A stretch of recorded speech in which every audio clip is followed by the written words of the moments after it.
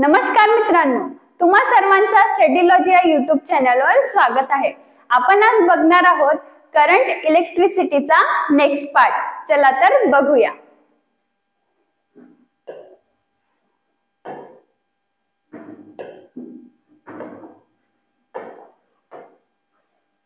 आजच्या लेक्चर मध्ये आपण बघणार आहोत रेझिस्टर इन सिरीज। म्हणजे काय की आपले रेझिस्टरची अरेंजमेंट कोणत्या फॉर्म मध्ये, सिरीजच्या फॉर्म मध्ये।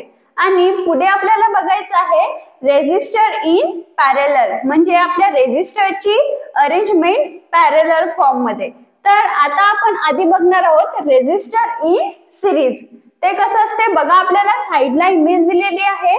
यामध्ये आपल्याला बघा हे रेझिस्टर दिसत आहेत, हे रेझिस्टर आहेत। आपण इथे 3 रेझिस्टर लावले आहेत आणि याला आपण सिरीज फॉर्म मध्ये लावला आहे। आता तुम्हाला यावरून काय समजत आहे की सिरीज फॉर्म म्हणजे नेमकं काय, की एक रेझिस्टर लावला आणि त्याच्याच बाजूला त्याच्या दुसऱ्या एंडला आपण दुसरा रेझिस्टर लावला आणि दुसऱ्याच्याच एंडला आपण तिसरा रेझिस्टर लावला। म्हणजे काय, एकानंतर एक लावला आपण रेझिस्टर, तर याला काय म्हणू आपण, सिरीज म्हणू। किंवा बघा आपण दिवाळीमध्ये जी सिरीज लावतो तिला सिरीज का बरं म्हणतात, कारण आपण जे छोटे छोटे बल्ब असतात त्यामध्ये ते सिरीज अरेंजमेंट मध्ये असतात, एकानंतर एक एकानंतर एक। आणि काय, एक स्ट्रेट लाईन असते, एक वायर असते आणि त्यावर ते लावलेले असतात, तर ते काय असते, सिरीज अरेंजमेंट, म्हणून तिला सिरीज म्हणतात। आता बघा इथे काय म्हटलं आहे ते वाचूया आपण। You can see that the end of 3 resistors are connected so that they follow one after the other in single line. एकानंतर एक ते एकमेकांना फॉलो करत आहेत एका सिंगल लाईन मध्ये, एका स्ट्रेट लाईन मध्ये। मग म्हटलं आहे these resistors are said to be connected in series, आणि म्हणून याला काय म्हणतो आपण की हे रेझिस्टर सिरीज मध्ये कनेक्टेड आहे। In such an arrangement, the same current flow through each resistor. आता बघा काय म्हटलं आहे की जी आपली सिरीज अरेंजमेंट असते रेझिस्टरची, त्यामध्ये प्रत्येक रेझिस्टर मध्ये सेम करंट फ्लो होतो। जो करंट यामध्ये फ्लो होईल या रेझिस्टर मध्ये, तोच करंट यामध्ये फ्लो होईल आणि तोच करंट यामध्ये सुद्धा फ्लो होईल। म्हणजे जेवढे काही आपण रेझिस्टर लावू सिरीज अरेंजमेंट मध्ये, त्या सर्व रेझिस्टर मध्ये सेम करंट फ्लो होईल। नंतर म्हटलं आहे the value of current is I. आता बघा आपल्याला बघायची आहे ही इमेज। या इमेज मध्ये काय काय दिलेलं आहे, आधी तर हे काय आहे, हे सर्किट आहे। यामध्ये तुम्हाला रेझिस्टर दिसत आहे, की दिसत आहे, आपली सेल दिसत आहे, हा ए आणि सर्कल आहे, म्हणजे काय आहे, हा एमीटर आहे, कारण ए म्हणजे काय, एमीटर, करंट मेजर करणारा। हे आपले 3 रेझिस्टर लावलेले आहेत आणि या तिघांना जॉईन करणारा जो पार्ट आहे त्याला काय म्हणू आपण, कंडक्टिंग वायर, कारण तो सर्वांना जॉईन करत आहे, तर त्याला आपण कंडक्टिंग वायर म्हणत आहोत। आणि आता या डायग्राम बद्दल आपल्याला काय दिलेलं आहे बघूया। The value of current is I. आता या सर्किट मधून जो काही करंट फ्लो होईल त्याला आपण आय नाव देत आहोत, आय फॉर करंट। बघा आपल्याला जर करंट ओळखायचं असेल तर कसं, असं ॲरो दिलेला असेल आणि त्याच्या साइडला आय लिहिलेलं असेल, म्हणजे काय आपण समजू शकतो की त्यामधून करंट फ्लो होत आहे। नंतर म्हटलं आहे the potential difference between C and D is V. आता बघा सी अँड डी कुठे आहे, आपल्या रेझिस्टरच्या एका लेफ्ट हँड साइडला आणि एक आहे राईट हँड साइडला। काय आहे, सी अँड डी। आणि काय म्हणत आहे की या 2 पॉइंट मधून आपला पोटेन्शियल डिफरन्स जात आहे, त्याला काय म्हणत आहोत आपण, कॅपिटल व्ही। पुढे म्हटलं आहे the 3 resistor R1, R2 and R3 are connected in series in the circuit. बघा या डायग्राम मध्ये सुद्धा आपल्याला सिरीज मध्ये लावले आहेत R1, R2 and R3। हा रेझिस्टरचा सिंबल आहे R1, R2 and R3। पुढे म्हटलं आहे if V1, V2 and V3 are potential difference। काय म्हटलं आहे, आता बघा हा R1 आहे, यामधून पोटेन्शियल डिफरन्स जात आहे, त्याला आपण V1 म्हणत आहोत। R2 मधून जो जात आहे त्याला V2 म्हणत आहोत आणि जो R3 मधून जात आहे त्याला काय म्हणत आहोत आपण V3 म्हणत आहोत. म्हणजे जर R1 मधून जात आहे तर V1, R2 मध्ये जात आहे तर V2 आणि R3 मधून जात आहे तर V3. म्हणजे जर या R1 या रेझिस्टर मधून जो काही पोटेन्शियल डिफरन्स जात आहे त्याला आपण लिहिला आहे V1, V2 आणि V3 म्हणून. तर आपल्याला याच्यावरून हे माहिती पडते की सिरीज कॉम्बिनेशन मध्ये पोटेन्शियल डिफरन्स डिफरंट असतो. या रेझिस्टरचा वेगळा, या रेझिस्टरचा वेगळा आणि या रेझिस्टरचा वेगळा. तर सिरीज कॉम्बिनेशन मध्ये काय सेम असतो? करंट सेम असतो. प्रत्येक रेझिस्टर मधून सेम करंट फ्लो होतो, पण पोटेन्शियल डिफरन्स डिफरंट असतो. आता बघा आपल्याला V1, V2, V3 दिले आहेत, R1, R2 आणि R3 दिलेले आहेत. आता आपल्याला या सर्किटचा काय काढायचा? Effective potential difference. इफेक्टिव्ह म्हणजे काय की सर्वांचा प्रभाव असलेला, म्हणजे जर V1 आहे, V2 आहे आणि V3 आहे, या तिघां मिळून मिळणारा जो काही रेझिस्टन्स, जो काही पोटेन्शियल डिफरन्स आहे त्याला काय म्हणू आपण? इफेक्टिव्ह. आणि जर पोटेन्शियल डिफरन्स म्हणत आहोत तर आपण काय म्हणू? Effective potential difference. त्याला आपण डिनोट करत आहोत कॅपिटल V. आता कॅपिटल V कशाच्या बरोबर असेल? कारण आपण कशाला ऍड करून ते बनवलं आहे? V1, V2 and V3. म्हणजे आपला effective potential difference V equals to V1 plus V2 plus V3. ठीक आहे. आता आपल्याला हा RS म्हणजे काय? R म्हणजे तर रेझिस्टन्स आणि S म्हणजे काय? सिरीज. आपण या सिरीज कॉम्बिनेशन मध्ये बघत आहोत आपला इफेक्टिव्ह रेझिस्टन्स. याला काय म्हणू आपण? Effective resistance between C and D. आता आपल्याला ओम्स लॉ माहित आहे. काय आहे Ohm's law? V equals to IR. आता आपल्याला या सर्किटचा इफेक्टिव्ह रेझिस्टन्स काढायचा आहे आणि त्यासाठी आपण ओम्स लॉ ची मदत घेणार आहोत. ओम्स लॉ नुसार काय होईल? आपला इफेक्टिव्ह रेझिस्टन्स बघा, effective potential difference I, current तर सेमच असतो सर्वांसाठी, आणि RS काय असतो? Effective resistance.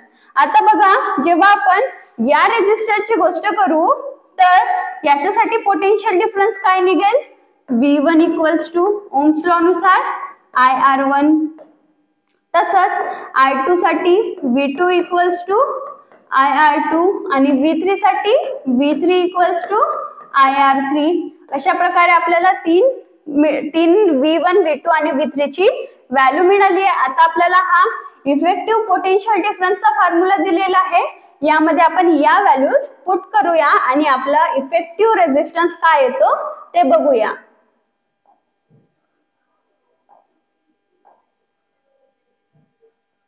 बघा आता V च्या जागी काय ठेवलं आपण?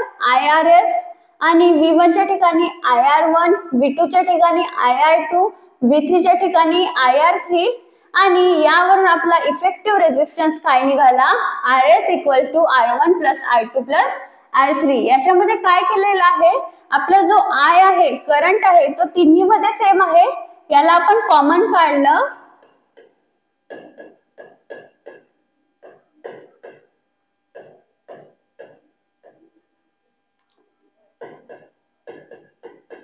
आता बघा हा लेफ्ट हँड साइड आणि राइट हँड साइडला दोन्हीला सेम व्हॅल्यूज आहेत I. तर हे काय होईल? कॅन्सल होईल आणि आपला इक्वेशन मिळेल आपल्याला IRS equals to R1 plus R2 plus R3. हा झाला आपला इफेक्टिव्ह रेझिस्टन्स. बघा RS equals to R1 plus R2 plus R3. आणि जर आपण असे नंबर ऑफ रेझिस्टर लावले जसे 100, 200 म्हणजे नंबर ऑफ रेझिस्टर लावले तर आपला आन्सर, आपला फॉर्म्युला काय होईल? RS equals to R1 plus R2 plus R3 plus RN. RN म्हणजे काय? N म्हणजे नंबर ऑफ रेझिस्टर, म्हणजे जेवढे आपला नंबर, आपण जेवढे काही रेझिस्टर घेत आहोत तेवढे. आता बघा जेव्हा आपण एखाद्या सर्किट मध्ये सेम रेझिस्टर घेत आहोत, म्हणजे रेझिस्टर कशामध्ये मोजतो आपण? ओम मध्ये. तर जर सेम ओमचे आपण रेझिस्टर घेतलं, जसं 3 रेझिस्टर घेतलं आणि त्यांचा ओम सेम आहे, सेम रेझिस्टन्स आहे, तर त्याचा जो इफेक्टिव्ह रेझिस्टन्स येईल तो काय येईल 3 into R. आपण जर R1 R2 आणि R3 घेतलं पण या तिघांची पण व्हॅल्यू काय आहे सेम आहे त्याला आपण R म्हणत आहोत. तिघांची सेम व्हॅल्यू त्याला R म्हणत आहोत. आता जेव्हा आपण इफेक्टिव्ह रेझिस्टन्स काढू तर काय होईल 3 times of R.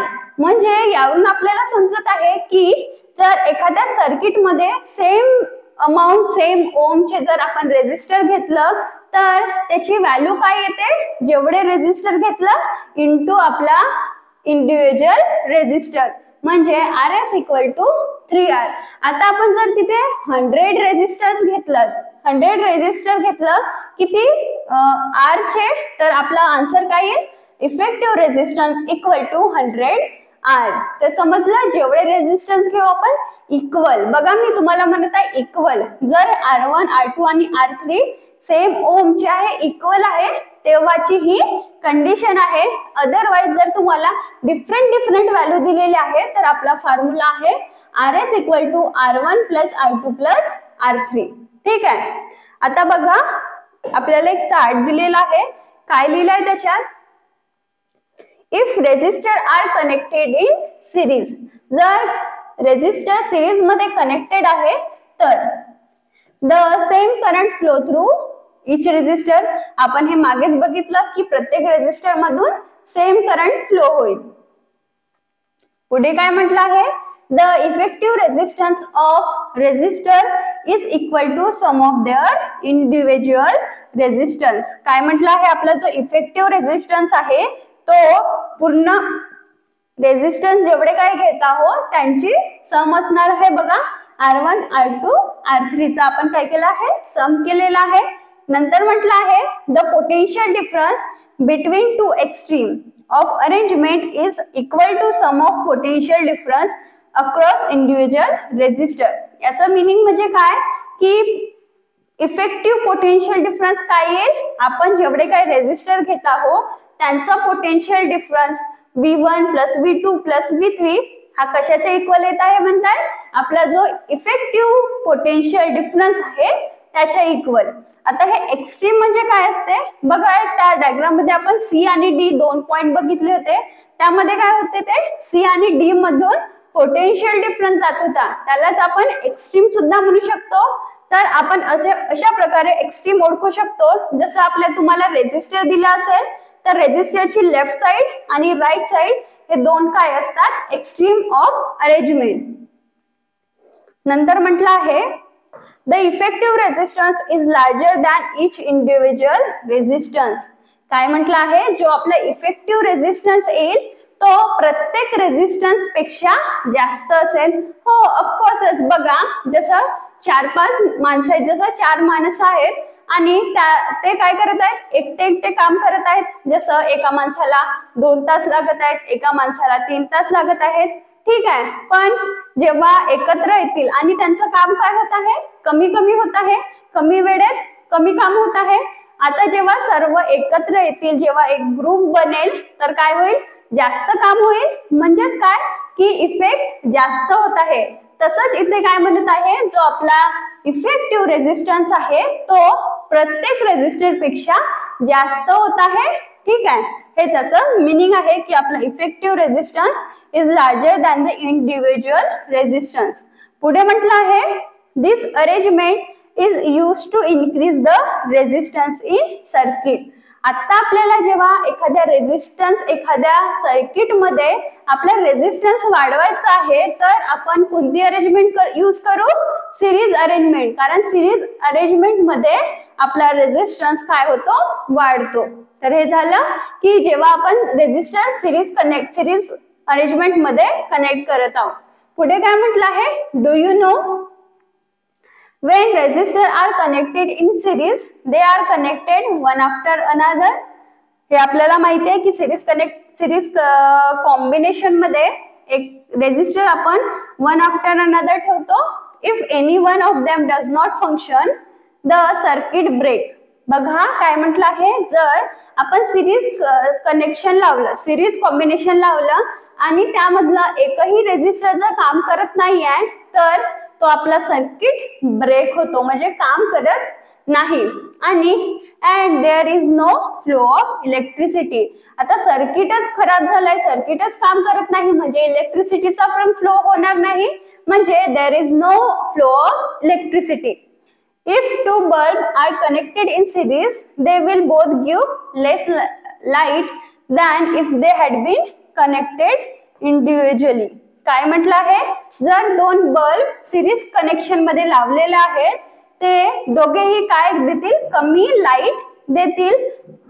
केव्हा, जेव्हा त्याच्यापेक्षा जेव्हा ते एकटे एकटे लावलं, म्हणजे काय की जर दोन बल्ब आहेत ते एकटे एकटे लावलं तर काय होत आहे, जास्त लाईट होत आहे म्हणत आहे. पण जेव्हा आपण त्यांना एकत्र लावत आहोत, दोघांना सिरीज कॉम्बिनेशन मध्ये लावत आहोत, तर त्यांचं लाईट कमी येत आहे. का कमी येत आहे, कारण लाईट काय, लाईट म्हणजे इलेक्ट्रिसिटी आहे, इलेक्ट्रिसिटी म्हणजे फ्लो ऑफ इलेक्ट्रॉन, आणि रेझिस्टन्स म्हणजे काय असतं की आपल्या फ्लो ऑफ इलेक्ट्रॉनला थांबवणं. तर जेव्हा आपण सिरीज कॉम्बिनेशन मध्ये लावू, आताच आपण बघितलं की सिरीज कॉम्बिनेशन मध्ये रेझिस्टन्स इन्क्रीज होतो, तर ते लावल्यानंतर सिरीज कॉम्बिनेशन मध्ये लावल्यानंतर काय होईल, रेझिस्टन्स वाढेल, म्हणजे तो फ्लो ऑफ इलेक्ट्रॉन कमी करेल, कमी इलेक्ट्रिसिटी जाऊ देईल, आणि त्यामुळे जेव्हा ते सोबत लावतील तर त्यांचं लाईट काय येईल, कमी येईल. जेव्हा ते एकटे एकटे लावतील तर त्यांचं लाईट काय येईल, जास्त येईल, असंच म्हणायचं आहे. नंतर लिहिलं आहे, if three bulb are connected in series, their light output will decrease further. हेच लिहिलं आहे की जेव्हा ते सिरीज मध्ये राहतील तर कमी आउटपुट येईल, जेव्हा ते इंडिव्हिज्युअली म्हणजे काय की सिंगल लावू तर काय येईल, जास्त आउटपुट येईल. आउटपुट म्हणजे काय, इथे आपण म्हणू इलेक्ट्रिसिटी जास्त येईल. तर हे झालं आपल्या सिरीज कॉम्बिनेशन बद्दल. आपला फॉर्म्युला आहे, एखाद्या सर्किट मध्ये जर सिरीज कॉम्बिनेशन दिलेला आहे आणि त्यामध्ये आपल्याला इफेक्टिव्ह रेझिस्टन्स काढा म्हणत आहे, तर आपला हा फॉर्म्युला आहे.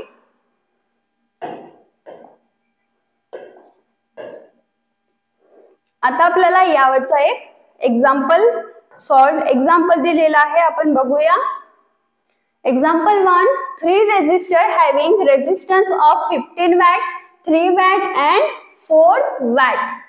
हे वॅट नाही आहे, रेझिस्टन्स आहे. तर रेझिस्टन्स कशामध्ये काय युनिट लिहितो आपण रेझिस्टन्सचा, ओम. तर हे काय आहे, ओम आहे. ठीक आहे. 15 ohm, 3 ohm and 4 ohm are connected in series. ते काय आहेत, सिरीज मध्ये कनेक्ट केलेले आहेत. What is the effective resistance in the circuit. आपल्याला 3 रेझिस्टर दिलेले आहेत, ते सिरीज कॉम्बिनेशन मध्ये कनेक्ट केले आहेत, आणि आपल्याला त्यांचा इफेक्टिव्ह रेझिस्टन्स विचारलेला आहे.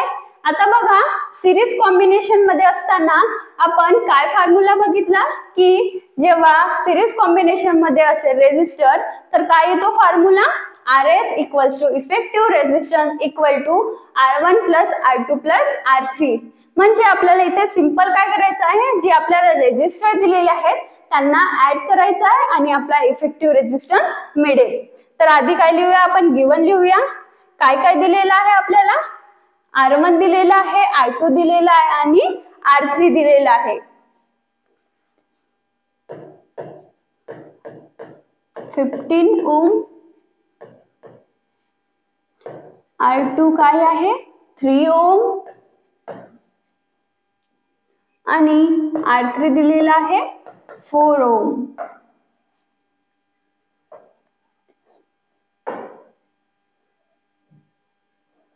आता आपल्याला by using formula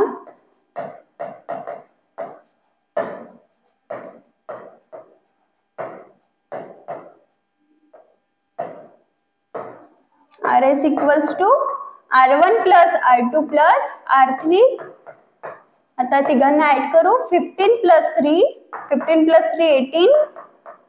18 plus 4 22.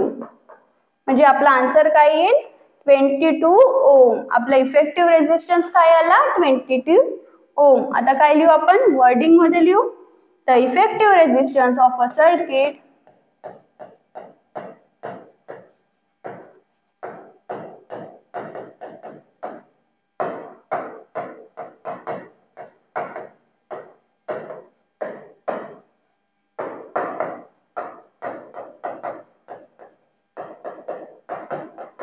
is 22 ohm.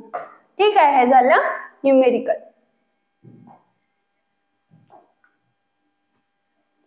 Next पुन्हा आपल्याला एक न्यूमेरिकल दिलेला आहे, काय आहे बघूया. Example 2, two resistor having resistance of 16 ohm and 14 ohm are connected in series. If potential difference of 18 volt is applied across them, calculate the current flowing through the circuit and the potential difference across the end of each individual resistor. आता काय म्हटलेलं आपल्याला, इथे दोन resistor आहेत जे series मध्ये connected आहेत. त्यामध्ये काय काढायचं, सर्वात आधी आपल्याला काढायचं आहे की त्यामध्ये किती करंट फ्लो होत आहे. आपल्याला पोटेन्शियल डिफरन्स दिलेला आहे. त्याच्यानंतर काय दिलेलं आहे की या रेजिस्टर मधून आणि या रेजिस्टर मधून किती पोटेन्शियल डिफरन्स जात आहे ते काढायचं आहे. तर सर्वात आधी आपण काय काढणार, आपण काढूया आधी करंट. कारण सिरीज मध्ये काय असतं, करंट सेम असतं. म्हणजे R1 मध्ये पण सेम करंट असेल आणि R2 मध्ये पण सेम करंट असेल. तर आता आपण ते काढूया. काय दिलेलं आहे, R1 16 ओम, R2 14 ओम, पोटेन्शियल डिफरन्स 18 वोल्ट आणि आपल्याला करंट काढायचा आहे. तर बाय ओम्स लॉ काय येईल, आता आपल्याला इथे R1 R2 दिलेला आहे. आता R1 R2 दिल्यानंतर आपण काय काढणार, आधी इफेक्टिव्ह रेजिस्टन्स काढणार. इफेक्टिव्ह रेजिस्टन्स काढल्यानंतर आपण I ची व्हॅल्यू म्हणजे काय, करंटची व्हॅल्यू काढणार. आपला RS काय येईल, R1 प्लस R2 16 प्लस 14, ठीक आहे 30. आणि इथे काय लिहू, V इक्वल्स टू IR. आता आपल्याला I काढायचं आहे म्हणजे V divided by R. V किती दिलेला आपल्याला, 18 दिलेला आहे. आणि काय आहे आपला इफेक्टिव्ह रेजिस्टन्स किती दिलेला आहे, 30. आता जेव्हा आपण याला कॅल्क्युलेट करणार तर आन्सर काय येईल, 0.6 आणि आपण काय काढलं आहे, करंट काढलेला आहे. आता करंटचा युनिट काय असतो, एम्पियर, म्हणजे 0.6 एम्पियर. आता आपला करंट निघाला. आता आपल्याला काढायचं आहे की या प्रत्येक रेजिस्टर मधून किती पोटेन्शियल डिफरन्स जात आहे. म्हणजे याचा वेगळा येईल आणि याचा वेगळा येईल, ठीक आहे.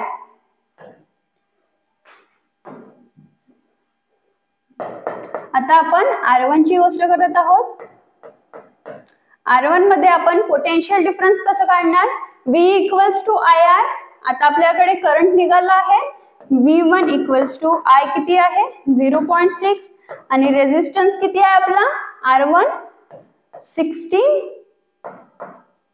तर आपला आन्सर काय येईल, 16 6 96 म्हणजे आपला आन्सर येईल 9.6. आणि V काढायचा आहे पोटेन्शियल डिफरन्स म्हणजे आपला युनिट काय येईल, V 9.6 वोल्ट, ठीक आहे. आणि आपल्याला आता R2 ची गोष्ट करायची आहे. तर R2 इक्वल्स टू काय येईल, V1 equals to I into R2. तर I ची व्हॅल्यू काय आहे 0.6 आणि R2 ची व्हॅल्यू काय आहे 14 6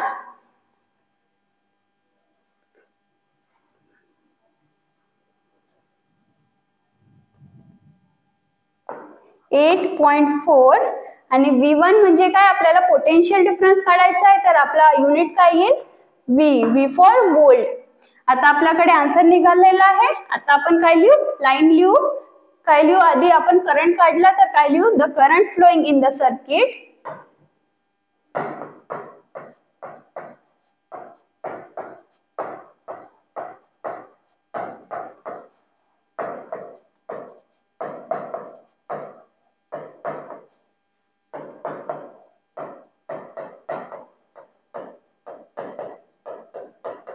सर्किट इज 0.6 एम्पियर आणि काय लिहू and the potential difference across the R1 काय लिहू आधी the potential difference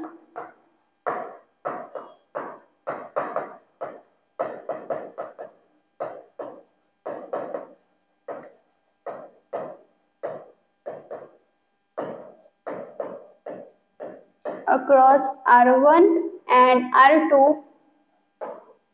are काय आहे 9.6 and 8.4 volt respectively.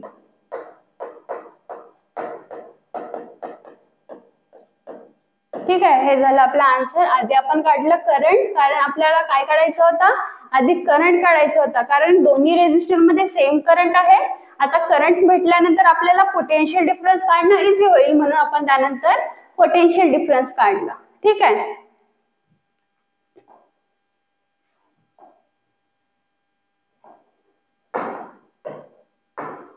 नंतर दिलेला आहे do you know the resistance of some conductor become nearly zero if their temperature is decreased up to certain value close to 0 Kelvin K.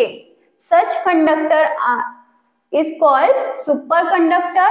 Some conductor do not obey Ohm's law. Such conductor are called non-ohmic conductor.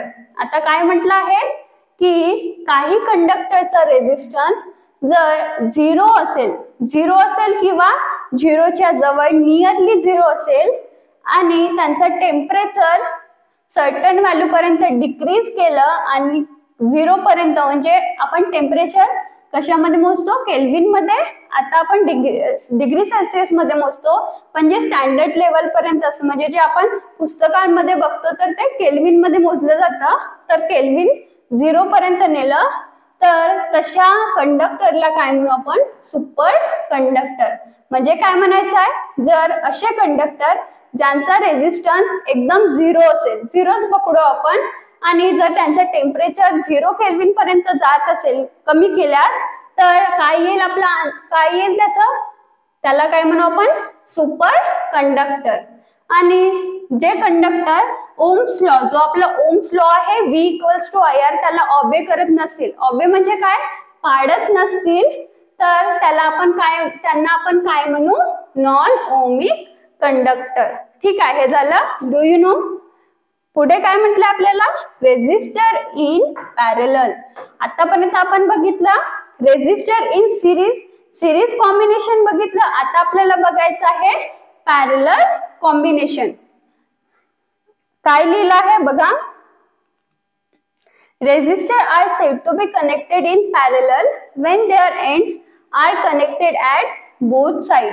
काय म्हटलं आहे की आपण रेजिस्टरला केव्हा parallel मध्ये connected आहे असं म्हणू, जेव्हा त्यांचे एंड काय असतील दोन्ही साइडने कनेक्टेड असतील. आता दोन्ही साइडने कसे कनेक्टेड होईल बघा, आपण सिरीज मध्ये काय बघितलं, आपला हा रेजिस्टर आहे, त्याचा दुसरा रेजिस्टर, तिसरा रेजिस्टर, हा झाला आपला सिरीज कॉम्बिनेशन. आता पॅरलल मध्ये काय म्हणत आहे की हा एक रेजिस्टर आहे,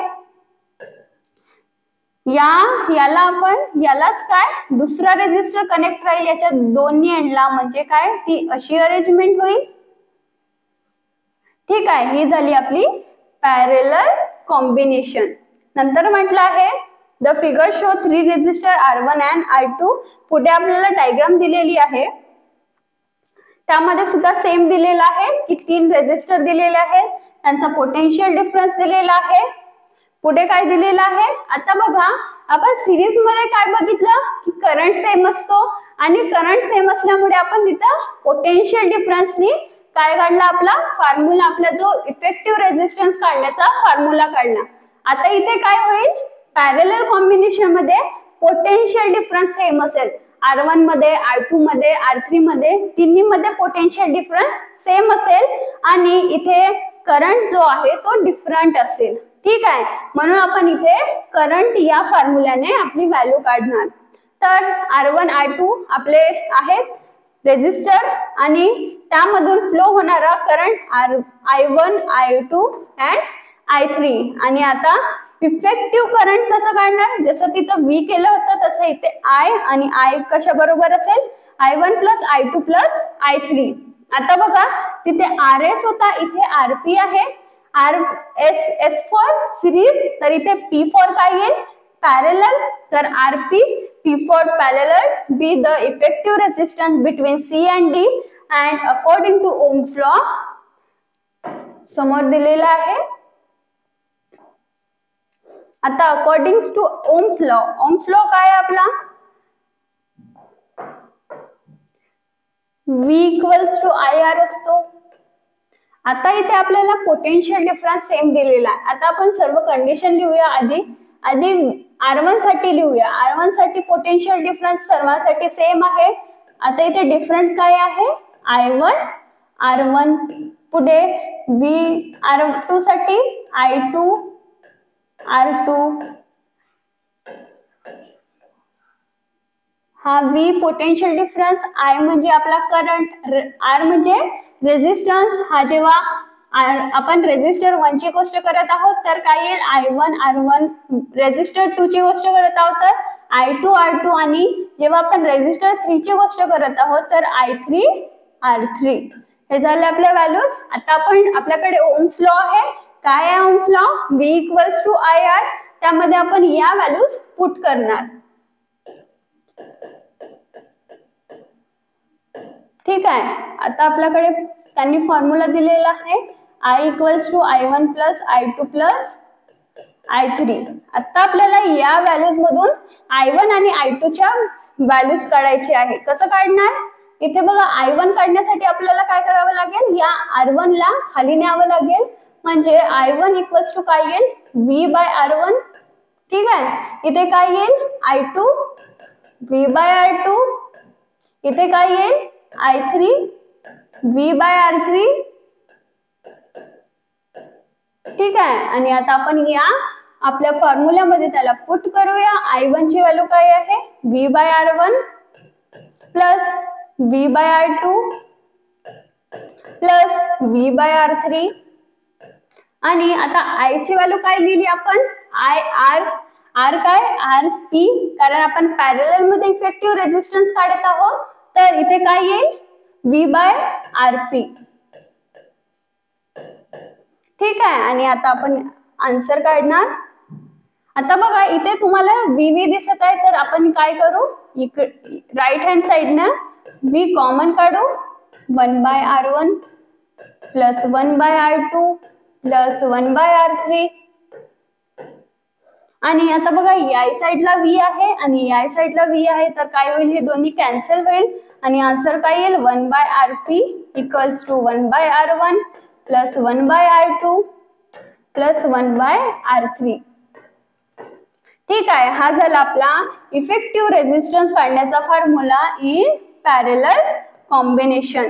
1 by RP equals to 1 by R1 plus 1 by R2 plus 1 by R3. ठीक आहे. हे बघा इथे दाखवलं आहे 3 रेजिस्टन्स आहेत R1, R2 आणि R3.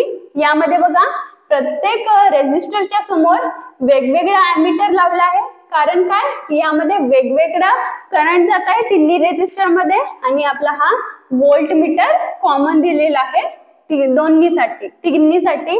हे आपली की आहे आणि हे काय आपली सेल आहे, यामधून करंट फ्लो होत आहे. ठीक आहे. आता काय लिहिलेलं आहे बघूया. Even if any one of the several bulbs connected in parallel become non-functional because of some damage to its filament, the circuit does not break as current flow through the other path and the rest of bulb light up. काय म्हटलं आहे की जर खूप सारे bulb आपण connect केलं parallel मध्ये आणि जर ते नॉन फंक्शनल झाले एखाद्या डॅमेज मुळे, जसं फिलामेंट डॅमेज होतो, कधी वायर काम करत नाही, बघा आपल्याकडे पण होते, कधी आपलं लाईट आपली लाईट असते घरची, पण काय एखादा बल्ब फ्यूज होऊन जातो.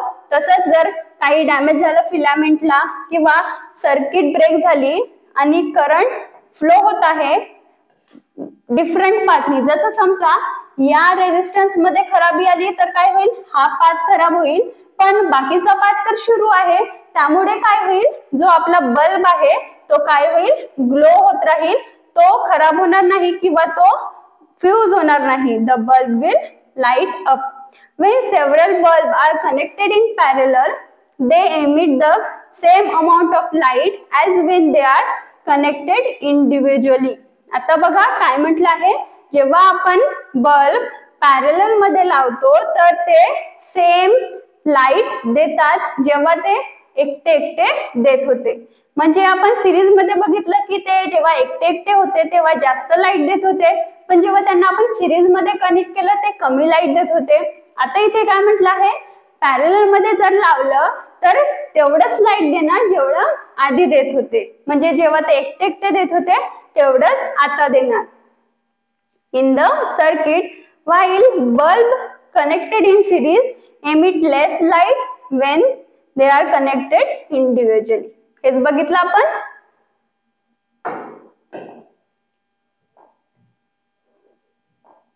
आता बघा काय लिहिलं आहे, if a number of resistor are connected in parallel.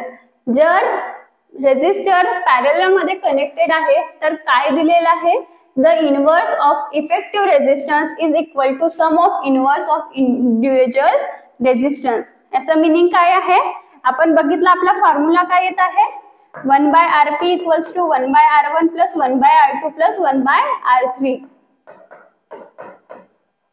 इथे काय म्हटलं आहे, इफेक्टिव्ह रेजिस्टन्सचा इनवर्स.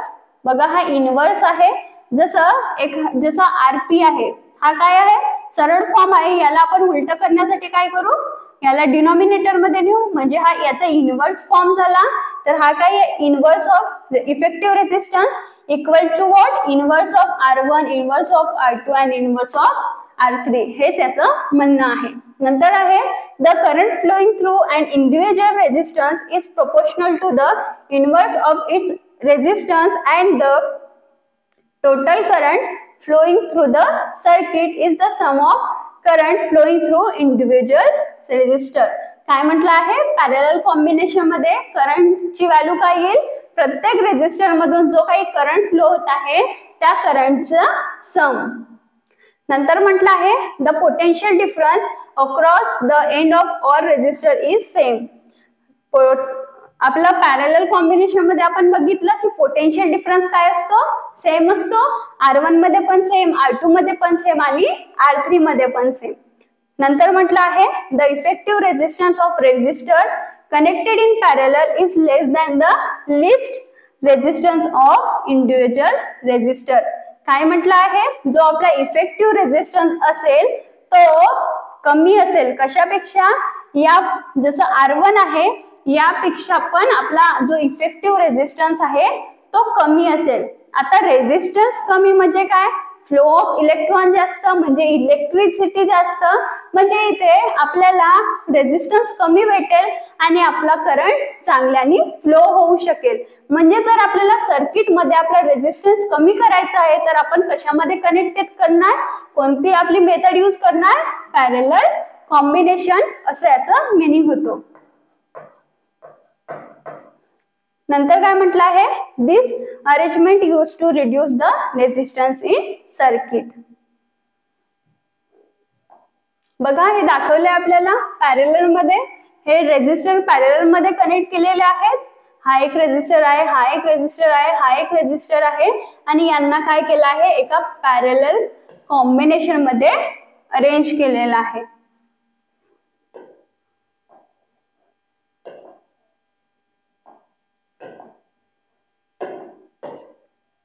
नंतर बघा आपल्याला न्यूमेरिकल दिलेला आहे. Solve example for resistor in parallel. Example 1, resistor having resistances of 15 ohm, 20 ohm and 10 ohm are connected in parallel. What is the effective resistance in circuit. आता बघा हे काय, 3 रेजिस्टन्स आहेत आपला, हाय R1, हाय R2, हाय R3 आणि यांना आपण पॅरलल मध्ये कनेक्ट केलं तर यांचं आपल्याला इफेक्टिव्ह रेजिस्टन्स विचारलेला आहे. आपण कसं काढणार, आपल्याकडे फॉर्म्युला आहे इफेक्टिव्ह रेजिस्टन्स काढण्याचा इन पॅरलल कॉम्बिनेशन. आधी आपण काय लिहूया, गिवन मध्ये काय काय दिलेलं आहे, R1 काय आहे 15 ओम,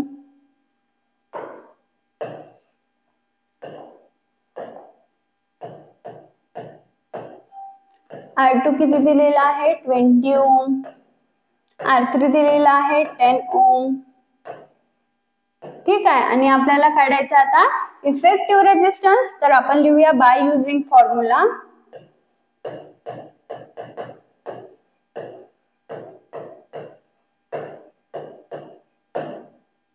1/Rp equals to 1/R1 plus 1/R2 plus 1/R3. तर 1/Rp आपल्याला काढायचं आहे. 1/R1 1/15 plus 1/20 plus 1/10. आता हे कसं सॉल्व करायचं बघा. आता तुम्हाला जसं अशा फॉर्म मध्ये दिलेलं असेल तर आधी आपण डिनॉमिनेटर कडे बघूया. डिनॉमिनेटर आपले डिफरंट आहे. तर या डिनॉमिनेटर जसं 15, 20, 10 या सर्वांना मल्टिपल होणारा कॉमन फॅक्टर त्याला आपण एलसीएम म्हणू. म्हणजे लिस्ट नंबर जो या तिघांना पण मल्टिप्लाय करून आपण काढू शकू. जसं आता बघा, जर आपण 30 घेतलं तर 15 2 जा 30 होतो, 10 3 जा 30 होतो. पण 20 ने त्याला होतो का, 20 2 जा 40 होतो. तर नाही, 30 आपण घेऊ शकत नाही. आता बघा 30 नंतर काय होतो 40 ने 10 ने होऊ शकतो, 20 ने होऊ शकतो, पण 15 ने होऊ शकत का, नाही. आता 50 घेतला, 50 कशाने होऊ शकतो, फक्त 10 ने होऊ शकतो. आता 60 घेतलं, 60 बघा 15 4 जा 60 येत आहे, 20 3 जा 60 and 10 6 जा 60. तर हो 60 ने तिघांना पण मल्टिपल होत आहे. म्हणजे हा यांचा मल्टिपल आहे. तर आपण काय लिहूया की हा यांचा एलसीएम आहे, लिस्ट काउंट फॅक्टर. ठीक आहे. आता आपण हे व्हॅल्यू पुट करूया.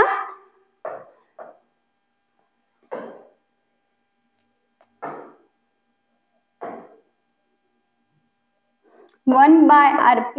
आता 15च्या ठिकाणी आपण काय लिहिणार, 1/15 प्लस 1/20 प्लस 1/10. आता आपण काय करणार बघा, जर आपण इथे 60 याला ह्या सर्व टर्मला 60 ने मल्टिप्लाय केलं तर 60 इंटू 1/15 तर काय होईल 16/15 प्लस 16/20 प्लस 60/10.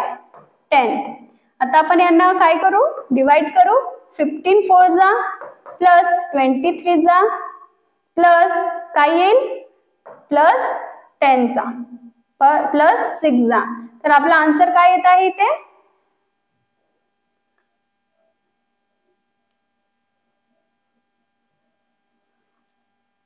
4 + 3 काय येत आहे 7 + 6.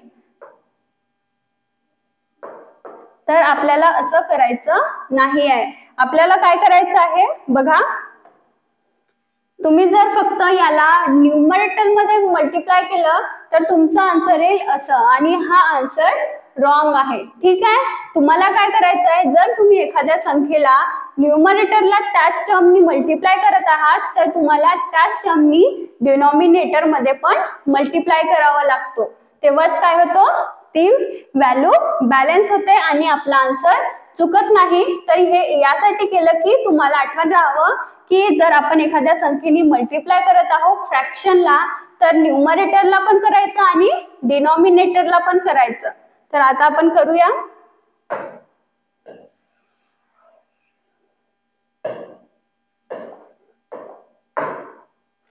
(1/Rp) equals to 60 into 1/15 आणि 60. ठीक आहे. Plus 60/60 into 1/20 plus 60/60 into 1/10. आता करा 15 4 जा 4/60, 23 जा 3/20, 3/60, 10 6 जा 6/60. आता बघा तुमचे डिनॉमिनेटर सेम आहे तर काय होईल, आपण जर आपल्याला फ्रॅक्शन मध्ये डिनॉमिनेटर सेम आहे तर काय होते, त्यांची ऍडिशन होते. तर ऍडिशन काय होईल, 4 + 3 काय येतो 7, 7 + 3 काय 7 + 6 13. तर काय येईल 1/rp = 13 काय येत आहे आपला आन्सर 60. 13/60. आता आपल्याला effective resistance in parallel combination विचारला आहे. त्याचा इनव्हर्स विचारलेला आहे का, नाही. म्हणजे ही आपली फायनल आन्सर नाही. आपल्याला काय करावं लागेल, याला पण इनव्हर्स करावं लागेल. जर आपण याला इनव्हर्स केला तर आपला आन्सर आरपी येईल आणि याला पण उलट करावं लागेल, म्हणजे 60/13. आता आपला हा आन्सर येईल effective resistance in parallel combination. आता आपण याला डिवाइड करू, काय येईल आन्सर 13 4 52.6. ठीक आहे 4.6 आपला काय येईल. आता आपण रेझिस्टन्स काढला तर आपला आन्सर काय येईल 4.6 ओम. ठीक आहे. आणि आता आपण वर्डिंग मध्ये लिहिला, the effective resistance of a circuit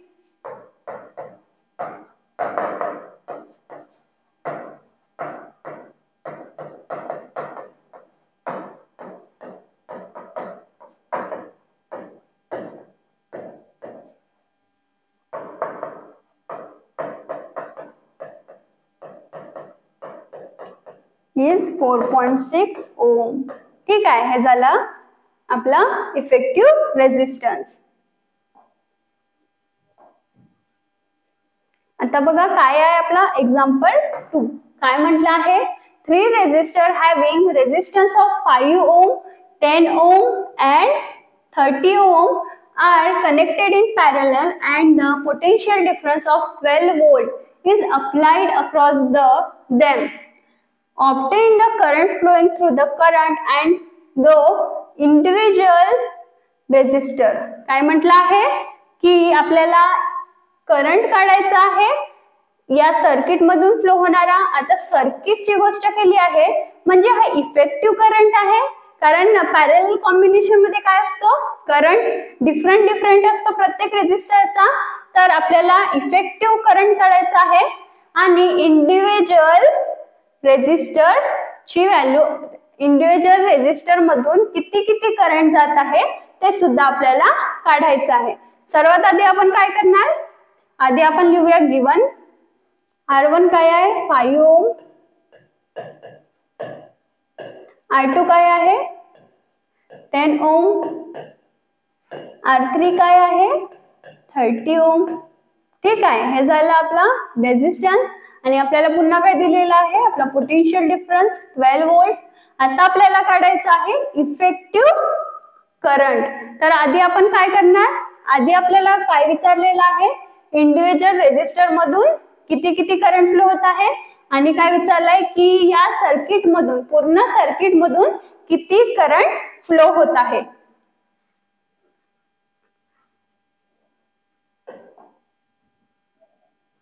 सर्वात आधी आपण काय लिहिणार, आपल्याकडे बघा पोटेन्शियल डिफरन्स आहे आणि आपला रेझिस्टन्स आहे, म्हणजे आपल्याला इथे V = IR लावावं लागेल.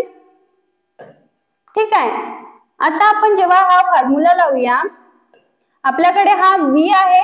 V म्हणजे काय, पूर्ण सर्किटचा आहे, कारण पॅरलल कॉम्बिनेशन मध्ये काय असतो, पोटेन्शियल डिफरन्स सेम असतो. प्रत्येक रेझिस्टन्स साठी पोटेन्शियल डिफरन्स सेम असतो. आता आपण काय करणार, V आणि R दिलेला आहे, आपण इथे I1 काढणार. V दिलेला आहे, इथे आपण I2 काढणार.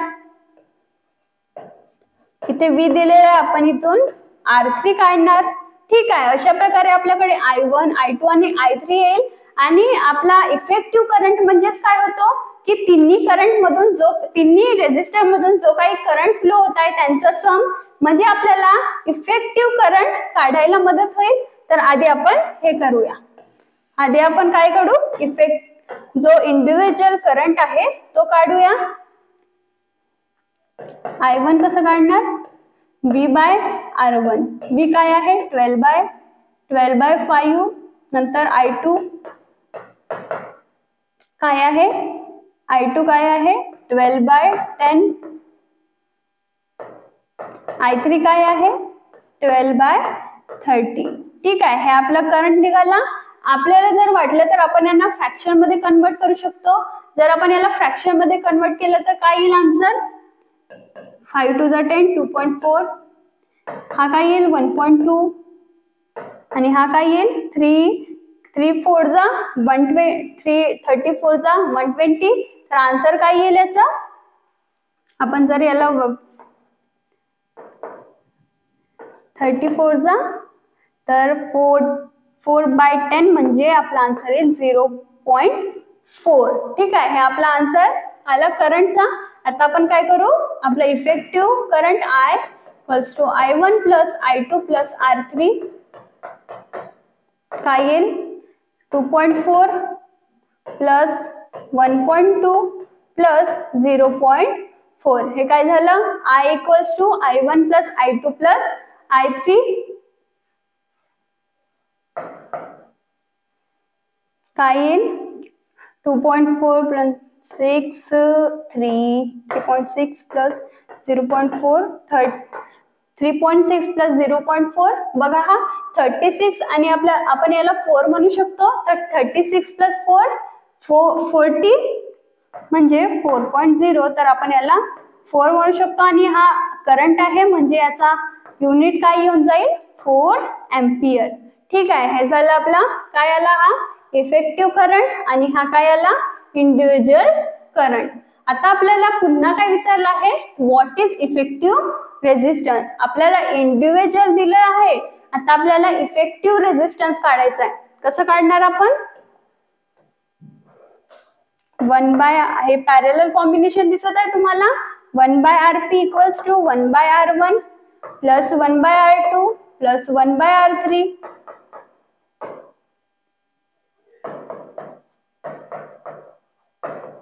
R1 काय दिलाय बघा 1/5 + 1/10 + 1/30. आता बघा यामध्ये सुद्धा आपल्याला काय करायचं आहे, एलसीएम फाइंड करायचं आहे. म्हणजे अशी संख्या जिने 5 ने पण मल्टिप्लाय होईल, 5 ने पण डिवाइड होईल, 10 ने पण डिवाइड होईल आणि 30 ने पण डिवाइड होईल. आता बघा 10 घेतलं तर 5 ने होईल, 10 ने होईल, पण 30 ने होईल का नाही.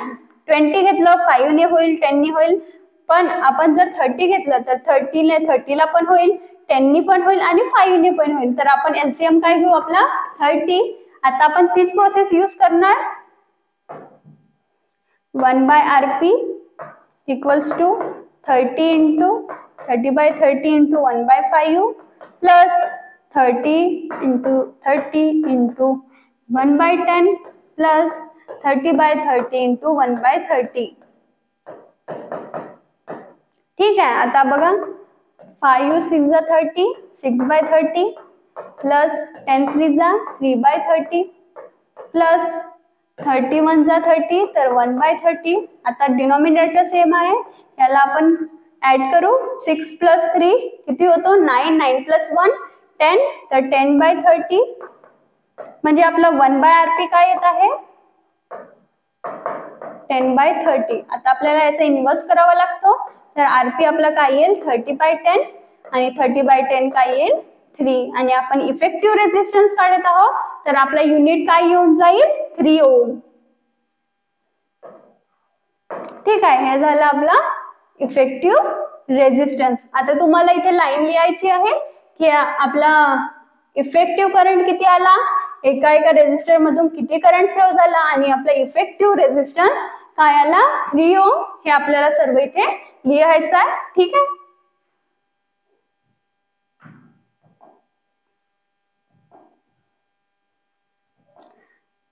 आता आपल्याला काहीतरी माहिती दिलेली आहे जी आपल्याला माहिती नाही. म्हणजे आपल्याला आता यापासून ही माहिती आठवण ठेवायची आहे. काय आहे डोमेस्टिक इलेक्ट्रिक कनेक्शन. काय म्हटलं आहे डोमेस्टिक इलेक्ट्रिक कनेक्शन म्हणजे जे आपण घरी यूज करतो, घरी असणारे इलेक्ट्रिक कनेक्शन, त्यांच्याबद्दल आपल्याला इथे माहिती दिलेली आहे. काय म्हटलं आहे the electricity in our home is brought through the main conducting cable either from the electric pole or from underground cable.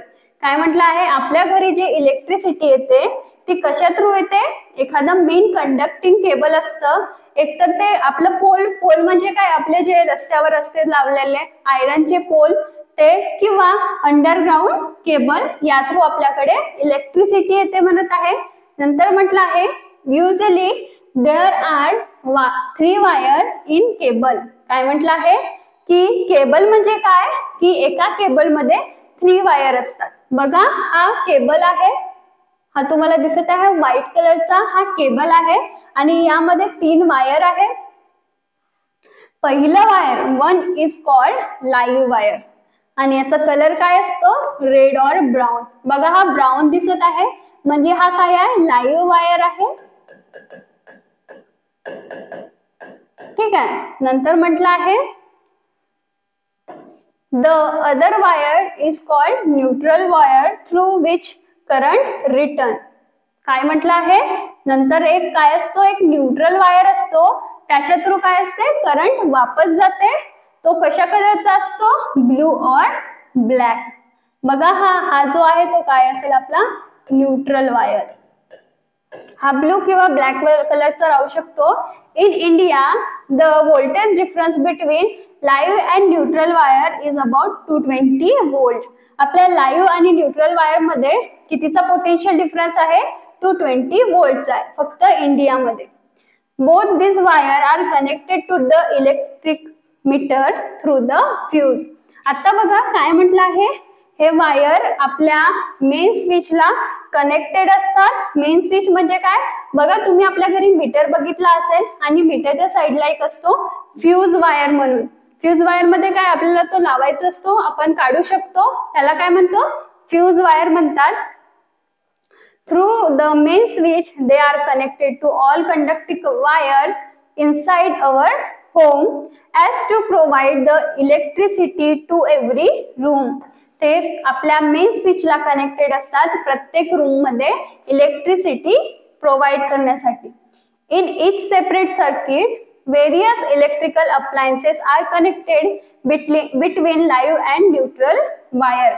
आता प्रत्येक सेपरेट जेवढे काही सर्किट असतील त्यामध्ये काय आहे, इलेक्ट्रिक अप्लायन्स कनेक्टेड असतील लाईव्ह अँड न्यूट्रल वायर मध्ये. म्हणजे काय म्हटलं आहे, जसं आपल्याला लाईट साठी लावायचं आहे किंवा फ्रीज साठी लावायचं आहे, यासाठी वेगवेगळे सर्किट आहे म्हणत आहे. ते कशामध्ये कनेक्टेड आहे, लाईव्ह आणि न्यूट्रल वायर मध्ये कनेक्टेड असतात. नंतर लिहिलं आहे the different appliances are connected in parallel and the potential difference across every appliances is same. आता काय म्हटलं आहे की जेवढे काही डिफरंट अप्लायन्सेस आहे आपल्याकडे ते पॅरलल मध्ये कनेक्टेड असतात आणि त्यामधला पोटेन्शियल डिफरन्स काय असतो, सेम असतो. The third wire is earth wire. आता बघा आपण हे 2 वायर बघितले, हा काय असतो आपला, हा जो ब्राऊन कलरचा असतो तो लाईव्ह वायर, ब्लू कलरचा असतो तो न्यूट्रल वायर आणि हा जो मधातला आहे त्याला काय म्हणतो आपण, अर्थ वायर. बघा तुमच्या पप्पांच्या तोंडून ऐकलं असेल तुम्ही अर्थिन वायर, तोच असतो हा अर्थ वायर. याला काय म्हणतात, जो येलो कलरचा आहे त्याला म्हणतात earth wire. Is called the earth wire and is of yellow or green color.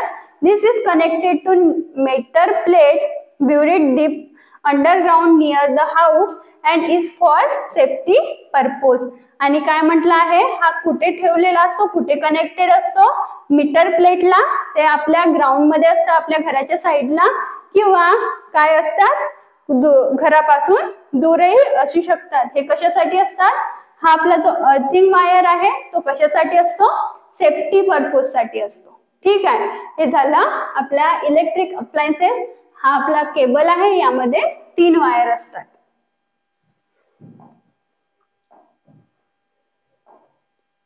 नंतर आहे आपला फ्यूज वायर. बघा आपण मागे शब्द बघितला होता फ्यूज वायर काय असते, हा बघा आपल्याला इथे इमेज दिलेली आहे.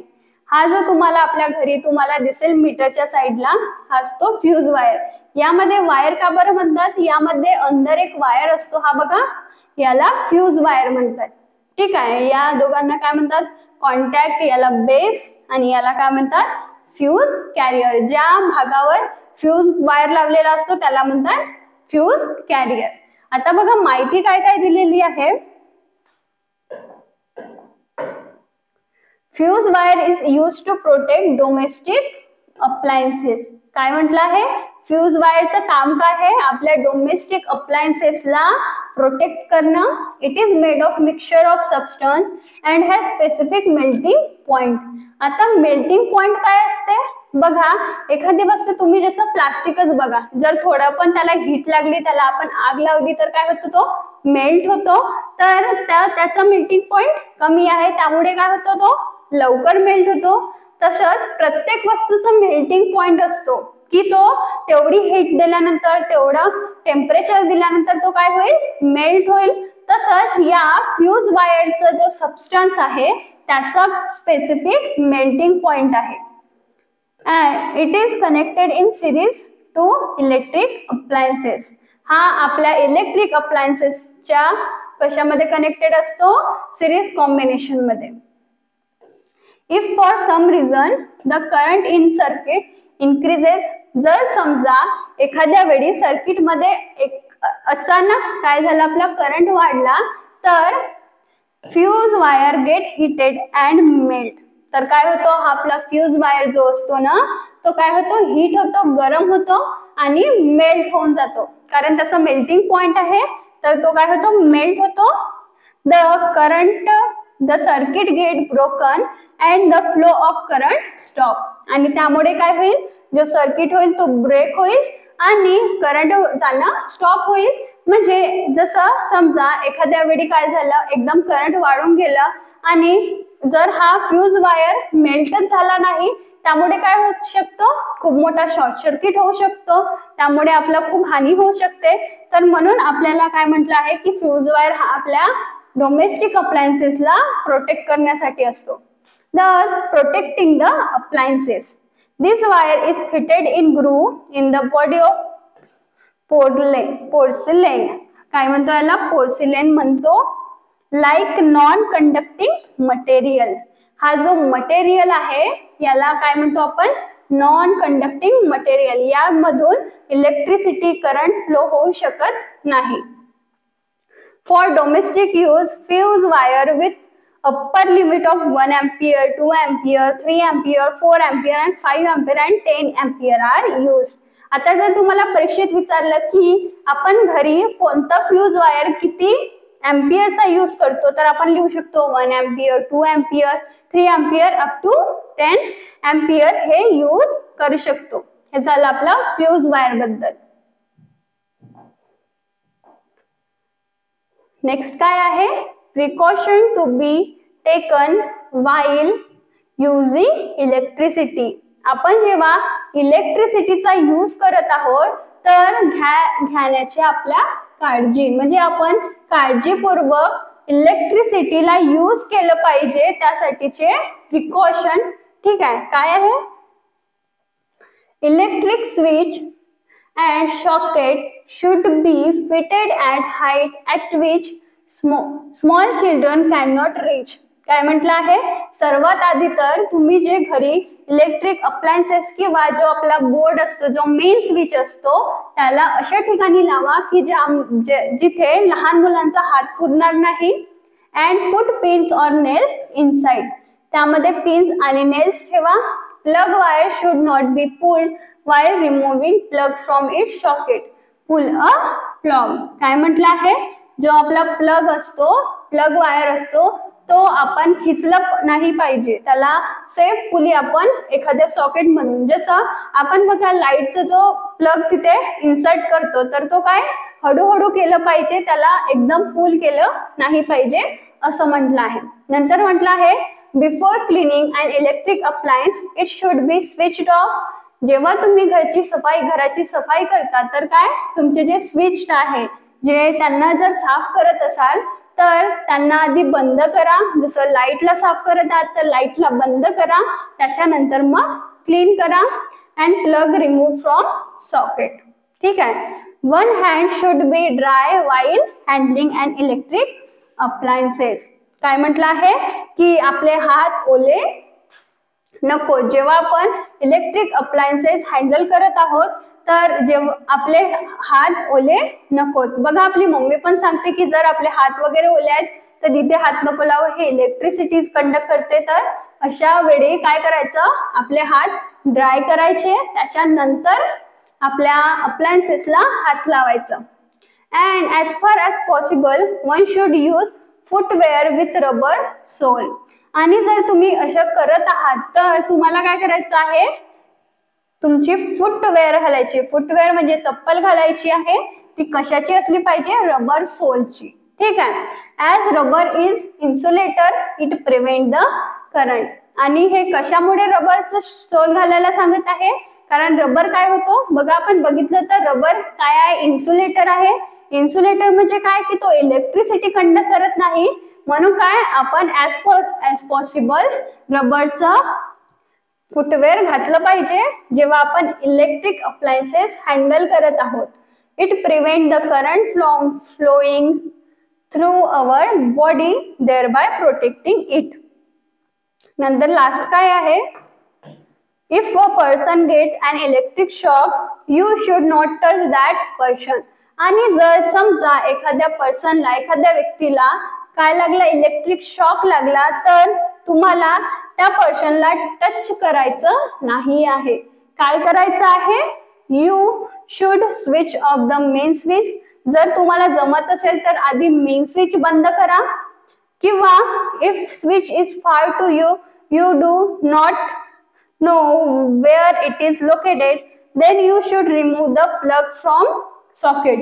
आणि जर तुम्हाला मेन स्विच माहित नाही तर ज्या प्लग मधून, ज्या सॉकेट मधून इलेक्ट्रिक शॉक लागत आहे त्याला त्या सॉकेट मधून प्लग काढा म्हणत आहे. Then you should remove the plug from socket if possible.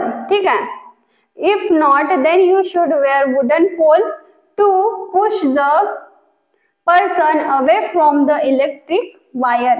आणि जर हे सगळं काहीच नसेल जमत तर तुम्हाला काय करायचं आहे, एखादी वुडनची पोल. वुडन पोल म्हणजे आपण काडी पकडू, जी लाकडी आपली काडी असते, तिच्याने काय करायचं आहे, त्या पर्सनला त्या वायर, त्या सॉकेट पासून दूर ठेवायचं आहे, त्याला दूर ठेवायचं आहे. त्यामुळे काय होईल, तो शॉक लागणं बंद होईल आणि आपल्याला सुद्धा शॉक लागणार नाही.